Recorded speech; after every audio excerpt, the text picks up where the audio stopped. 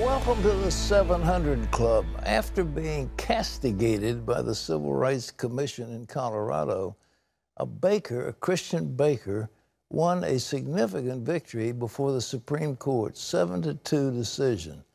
The court ruled in favor of the baker who said, I'm not going to bake a specialty cake for a gay wedding. And they said not only did the Colorado Civil Rights Commission violate his rights, quote, it did so with hostility and contempt for his religious beliefs. Quite a decision, wasn't it, Terry? Well, while this decision was a big win for the baker, Jack Phillips, it didn't go as far as many Christians wanted. It doesn't settle the overall issue for business owners who have religious objections. Paul Strand shows us why. I was thrilled. The United States Supreme Court has decided that we can try and enter the wedding business again and realize that I serve everybody, and it's just that I don't create cakes for every occasion that people ask me to create. Those who stood with Christian cake maker Jack Phillips rejoiced at the victory. We're very excited about the 7-2 victory for Jack Phillips. The court has given him a permanent win. Lawyer Kristen Wagoner represented Phillips, who'd been fighting this for 6 years and lost half his business over it. It's been a long process, but he's very relieved to know that he will not have to violate his conviction, choose between his convictions and his family business, because that's a price no one should have to pay. Phillips, who had served gays previously, refused to bake and decorate one special cake to celebrate a same-sex marriage. The couple sued, and Colorado came down on him like a ton of bricks, even attacking him personally. The justices suggested that's its own kind of intolerance. The big mistake the Colorado Civil Rights Commission made, at least according to this 7-2 Supreme Court ruling, is it didn't protect the rights of Christian businessman Jack Phillips. They said the state of Colorado repeatedly disparaged his beliefs, disparaged his religious convictions, used analogies to racists and Nazis in order to show hostility towards Mr. Phillips, and the Constitution does not allow that. Colorado went too far. They denigrated the religious faith of Jack Phillips regarding marriage. Where government stepped in and said you have to set aside your beliefs to fit into government's beliefs, the Supreme Court pushed back on that and said, no, your beliefs matter just like the beliefs of any individual within government. In fact, the Supreme Court chastised itself and said, hey, we don't set the conscience for the nation here, individuals do. Regent Law School Dean Michael Hernandez. The clear message is to the civil rights commissions out in the country, do not treat Christians with contempt. Do not treat them differently than you treat others that bring their perspectives into the public arena. Plenty of gay rights supporters expressed their displeasure, with some resenting this being described as a religious rights case. As Jews and as people of faith, we know this isn't an issue of the religious right versus the secular left. It certainly shouldn't be. And we know that this is not the true meaning of religious freedom. And as a Jew, as a person of faith, I take personally any attempt to use that religion to discriminate against others. The court decided the case on narrow grounds, though. Rachel Lazar, head of Americans United for Separation of Church and State. Today's decision is very narrow. It's only based on a ruling that the Colorado Civil Rights Commission was biased in its own findings. And the court did reaffirm that businesses that are open have to be open to all. Meaning this era of prosecuting religious believers who might take similar action could continue. That led Anderson to suggest wording for the next decision. What it should say is that disagreement is not discrimination.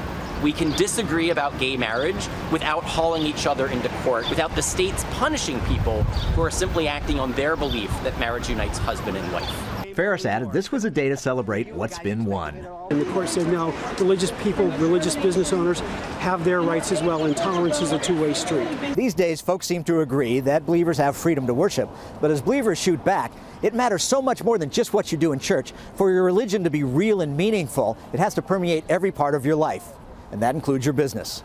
And with this 7-2 ruling, the justices seem to have agreed. Paul Strand, CBN News, reporting from the Supreme Court. Well, we appreciate that. And, you know, it's one thing to say, okay, gays, you do your thing, whatever. It used to be that they were put in jail and discriminated against. That's okay. So you're going to let them do their thing and even let them get married and have rights, okay? But there's something else that says others have got to participate in the gay celebrations. They're forced by law to participate in the homosexual lifestyle. When government begins to do that, and that's what it looks like they were trying to do in Colorado, and when they denigrate the faith of somebody, people's religious beliefs are very, very important.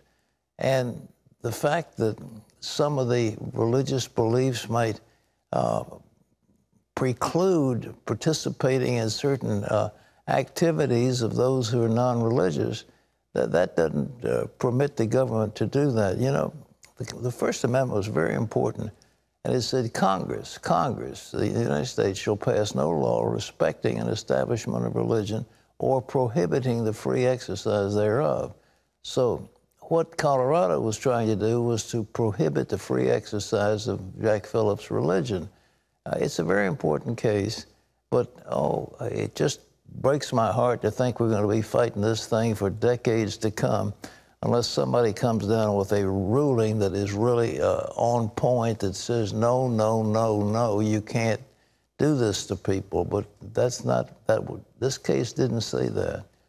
Well, in Guatemala, rescue teams continue to search for survivors of the deadly volcano. John Jessup has more on that story from our CBN News Bureau in Washington. Thanks, Pat. At least 69 people are dead and thousands more evacuated from their homes. CBN's Operation Blessing is on the ground providing much-needed relief and prayers for the victims. As Charlene Aaron reports, those living near the volcano were not prepared for the eruption. This video captured the moment Volcano de Fuego blew, sending a hot flow of molten lava down the mountain and a cloud of boiling ash over villages. Urgent rescue missions are underway right now, but the hot terrain is making it difficult. The death toll is expected to rise as residents of remote mountain villages were caught off guard with little or no time to flee to safety. We were suffocating, couldn't breathe, said one woman. This woman says 20 of her family members are missing. She begged the country's president for help. Mr. President, my family is missing, she said. Send a helicopter to throw water over them because they are burning. More than 3,000 people have been evacuated, with more than 1,700 in shelters. Operation Blessing is helping to bring relief to survivors, delivering thousands of hygiene kits, food, and water. We have some toiletries, like shampoo, we have toothpaste, toothbrush, and we are also including some cereal for the kids that are in the shelters, because we know they like them very much, and we want them to feel comfortable at the shelters.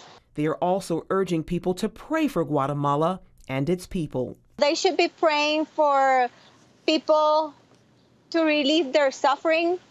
There's a lot of people suffering right now because they lost their family, they lost their home, they lost everything they had, and there is a lot of people that is missing. With tragedy all around, hope stays alive for miracles like this one. A baby was pulled out alive and unharmed. Charlene Aaron, CBN News. Thanks, Charlene, and we're definitely praying for more miracles like that one. Pat, back to you. Yeah, I want to say Operation Blessing is, on the scene. Here's how you can hit. They're delivering thousands of hygiene kits, food and water, coordinating volunteers, urging people to pray for Guatemala and its people.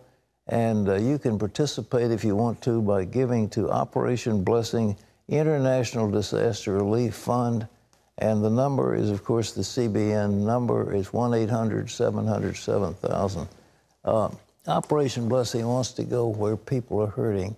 And it's, I met with a group of the Operation Blessing people a couple of months ago, and I said, give me what you consider the most important aspect. And they, right down the line, said, we're an emergency relief arm, and we get there first.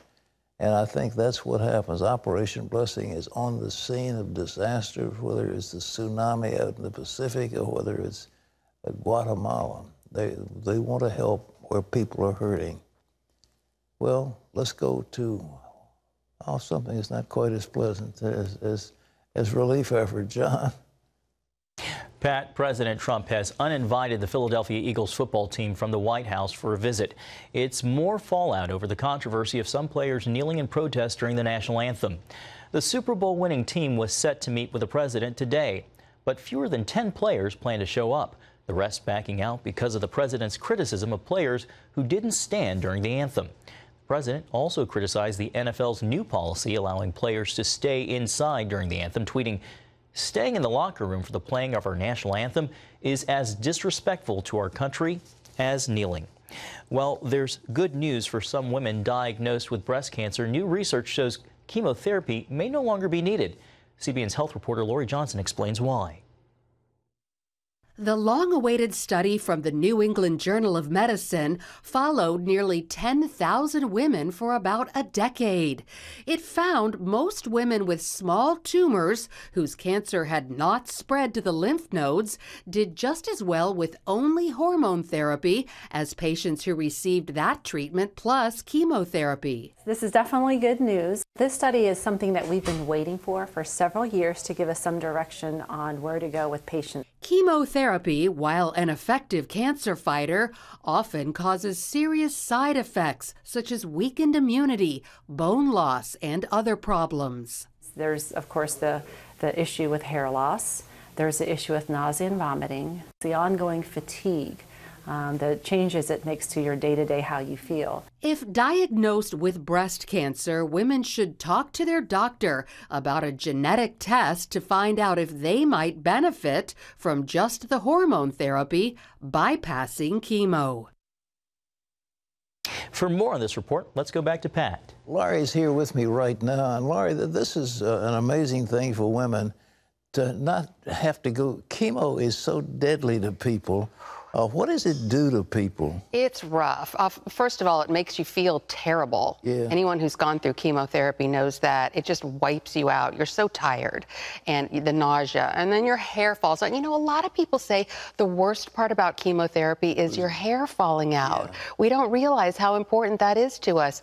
But really, from a medical perspective, perhaps the greatest risk is the fact that it lowers your immunity and makes you more susceptible to infection. So a lot of people who go through chemo have to stay away from people because they're so at risk of getting an infection. The medical establishment, it was just routine to give chemo, and now what they're saying is what? I mean, don't give the chemo except in certain cases? Is that it? That is what they're saying.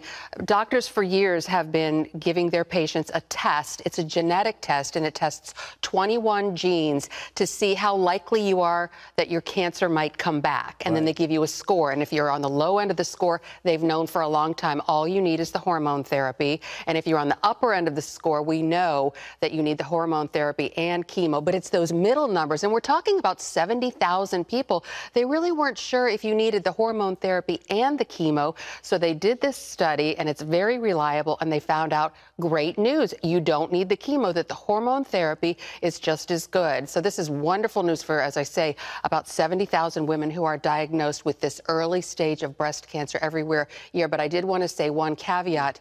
Even if you're in that middle range, when people over 50 are recommended to just have the hormone therapy, but under 50, usually if you're premenopausal and you're diagnosed with breast cancer, it's a more aggressive type, so they're saying that they should still have the hormone therapy and the chemo. Oh, my wife had a lumpectomy and all that stuff, and always been, 30 years ago, but she just went ahead and had a mastectomy. Right. And then breast reconstruction. Is that radical? Is that we never had the chemo?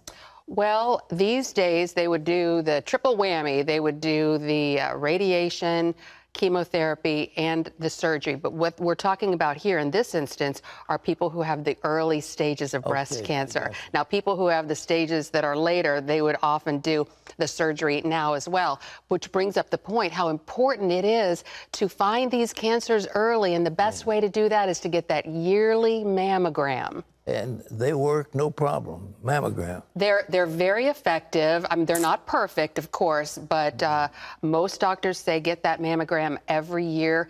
And the hormone therapy that they do is an estrogen blocker, because we know that estrogen feeds breast cancer. So those of us who are at high risk, who have had breast cancer in our family, my mom had it, just like Dee Dee. Mom had it many years ago and is still with us, thank the Lord. But we need to keep our estrogen levels down. So stay away from soy.